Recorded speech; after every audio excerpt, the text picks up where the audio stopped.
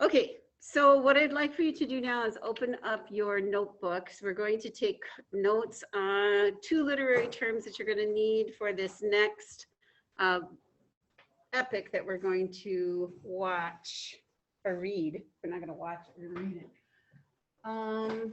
We're doing 3 of them, and this one's called the Epic of Gilgamesh. So we talked about the Iliad, and we said the Iliad was written down by Homer in, I don't know if I gave you a date or not, but it was written around 800 BC, they think. The Trojan War that it referenced, they believe took place about 1300 years at 1300 BC.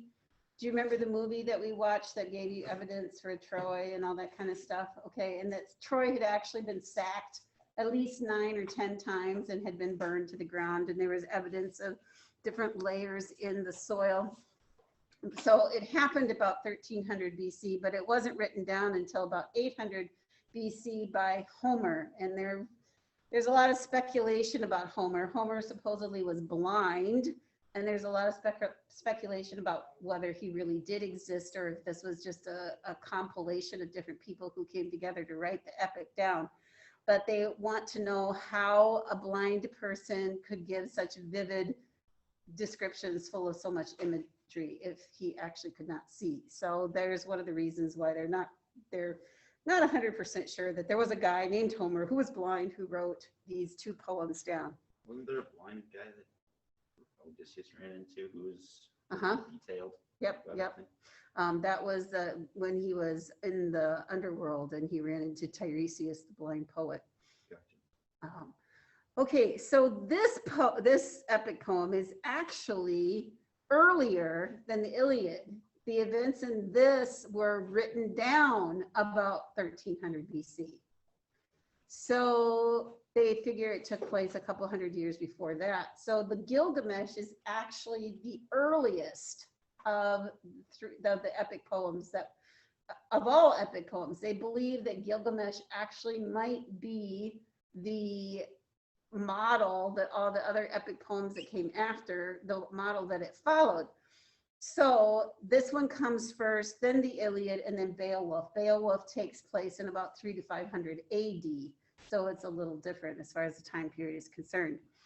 The Epic of Gilgamesh is different too, because it's not about Greek gods and goddesses. It's about Mesopotamian gods and goddesses, which are Egyptian, okay?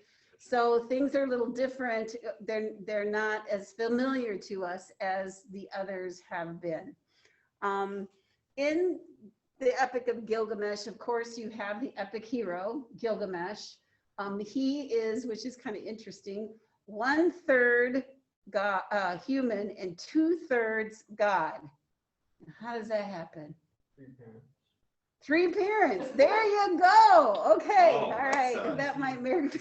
That's interesting to think. That was very quick. Man, you were. I'm just sitting there going, doesn't it have to be by quarters? I mean, I don't know. Anyway, it's kind of weird. But he does have some divine background, just like Achilles. He's partially is a demigod. So is Gilgamesh. All right, so a couple of terms you're going to need to read this story. Oops, I need my mouse. Mousy. Thank you. Okay. One of the terms you need to know is foil. This is an old term. This is one that we've talked about before. Foils are characters a character who helps to define another character by means of contrast. So they're kind of opposites of each other. And we studied foils when we did Romeo and Juliet. You guys didn't do Shakespeare with me after that, but we studied foils. Can you remember who the foils were in Romeo and Juliet? The people that were opposite. We talked about, in particular, 2 different pairs. Besides the families themselves? Well, the families aren't foils for each other. They're very similar to each other, actually. 2 families, right? No, because the families were both well known. They were both nobility. They were just simply on other sides of the fence, but they were both alike in the way that they hated each other and everything else. Okay, so you have Benvolio, and Benvolio was known as what? He was a peacemaker, remember? And then you had Juliet's fiery cousin who was trying to pick fights all the time. What was his name? Tybalt. Tybalt. Do you remember Tybalt and Benvolio? Yeah. Okay, what about Lady Capulet? Who was her foil? Lady Capulet was so prim and proper. What, Juliet? Was it the nurse? It was the nurse. Man, you're getting brownie points all over the place today, Ryan. Okay, yeah, so you had the nurse who was totally lewd and was totally verbose, and she talked and talked and talked and about things that probably polite society wouldn't talk about. And so she was a complete opposite of the lady. So we have foils in the Epic of Gilgamesh. We have two foils, one foil, because it takes a pair. You have Gilgamesh himself, and then you have his friend Enkidu. What? Enkidu. I looked it up. That's the nearest I can figure out how to pronounce it. I thought it might have been Inkaidu, but I think it's pronounced Enkidu from what I can tell. If you can tell differently, you let me know, okay? All right, so those are the foils that you need to look for as you're reading. And then, of course, your old friend, the simile. And if you don't know this one by now, I'm worried about you. But a simile is between two unlike things, and it uses the words like or as, unlike a metaphor that does not. Gilgamesh is written in much less formal language than the Iliad. Whereas the Iliad is almost elegant in the way that it uses its language, Gilgamesh is very straightforward. It's not difficult to understand.